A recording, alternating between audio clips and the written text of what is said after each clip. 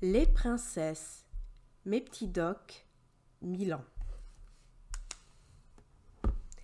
Texte de Stéphanie Ledu, illustration de Candela Ferrandez. Sorcières, dragons, ogres, loups, fées, ces personnages fantastiques appartiennent au conte. Il était une fois, c'est souvent ainsi que débutent ces récits imaginaires, où l'on croise aussi des princesses. Qui est cette demoiselle ? La fille d'un roi et d'une reine.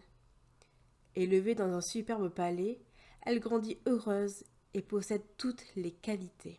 Belle, aimable, loyale et généreuse. Dans les histoires, la princesse est parfaite. Et pourtant, finit la belle vie. Dans un conte, il y a toujours des épreuves à surmonter. Pour échapper à sa méchante belle-mère, Blanche-Neige doit fuir dans la forêt.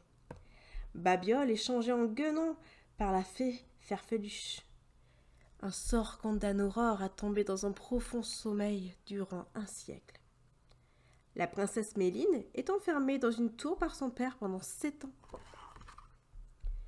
Quel que soit le pays de leurs aventures, les princesses sont confrontées à de grands malheurs. Celles-ci, héroïnes d'un conte norvégien, sont retenues prisonnières par un vilain troll à plusieurs têtes et doivent chercher des poux dans ses cheveux. Dans un récit du Danemark, Elisa doit broder en silence des manteaux d'ortie à ses 11 frères transformés en cygnes pour qu'ils reprennent forme humaine. Cette princesse japonaise, elle, a la tête coincée dans un grand bol de bois que personne ne peut lui retirer. Chassée par sa famille, elle est recueillie par un seigneur qui lui confie la tâche de préparer chaque soir son bain de pied. Qui va rompre le charme et la délivrer ? Sans doute un prince. À la dernière page, il sauve la princesse ou la réveille en lui donnant un baiser. Mais pourquoi le prince des contes est-il le plus fort ? Peut-être parce que dans ces histoires ont été écrites il y a très longtemps, lorsque les filles n'avaient pas le droit d'être sages. Toutes les princesses n'attendent pourtant pas leur prince charmant. Certaines sont des guerrières.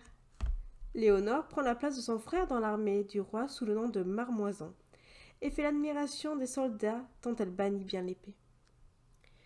Cutulune, princesse mongole, refuse de se marier.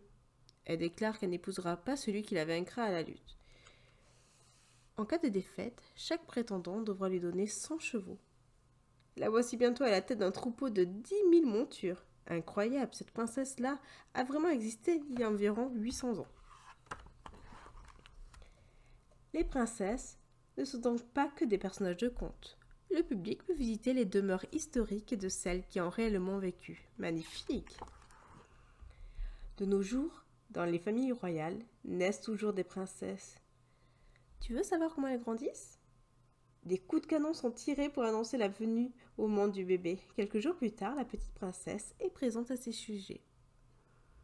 Son baptême, dans une robe portée par tous les nouveau-nés de la famille, est un grand événement. Elle a au moins 3 marraines et 3 parrains et reçoit des cadeaux du monde entier.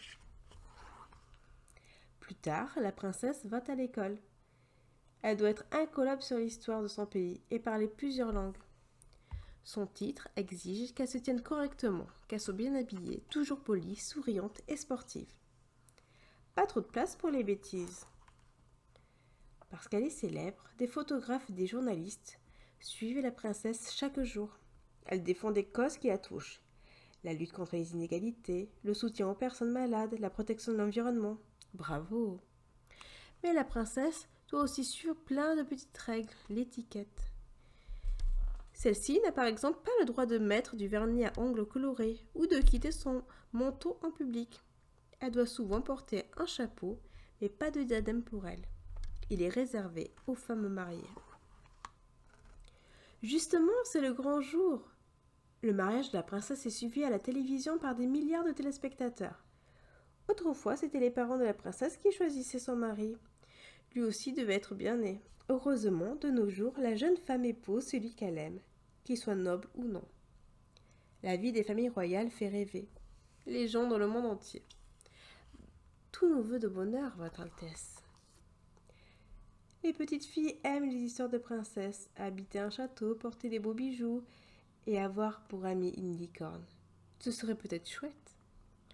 Mais tu peux aussi t'imaginer astronaute, shérif ou super-héroïne. D'ailleurs, pour jouer au foot, cette robe à foufou n'est pas très pratique. Et si on l'enlevait?